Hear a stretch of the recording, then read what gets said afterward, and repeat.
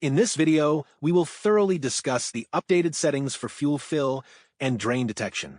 You will learn how to properly set the activation thresholds, apply filters, and exclude false events to ensure the data is as accurate as possible. Let's start with the basic parameters, the activation thresholds. The fill threshold is the minimum increase in fuel level that the system will consider significant and record as a fill. The drain threshold works similarly, but for a decrease in fuel level.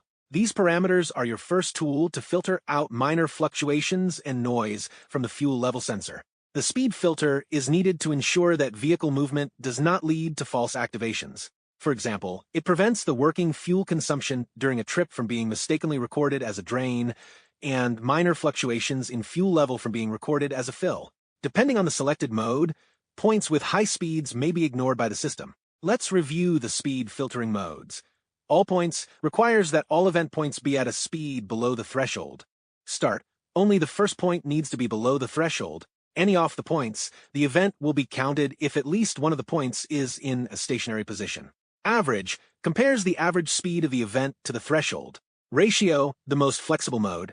In the ratio mode, you have two additional fine-tuning parameters. The minimum share of slow points defines what percentage of event points should be stationary. For example, a value of 0.5 means that at least 50% of those points must be stationary. The minimum duration of stationary sets the total time during which these slow points must accumulate within the event. The next group of filters eliminates changes in level that are too slow. The minimum drain speed parameter helps distinguish intentional drains from normal consumption.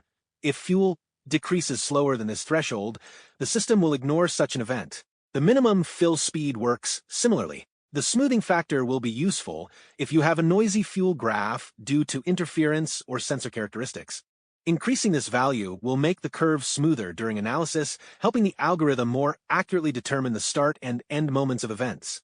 And the last useful function is the removal of false pairs of drain-fill. Sometimes, the system mistakenly interprets level fluctuations as two opposite events in succession. By enabling this filter, the system will compare their volumes and timing.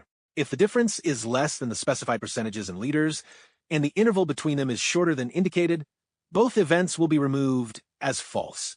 Remember that ideal settings are unique to each piece of equipment. Experiment with the parameters, analyze the results, and then the detector will provide only reliable information. With us, you will always be aware of all the nuances,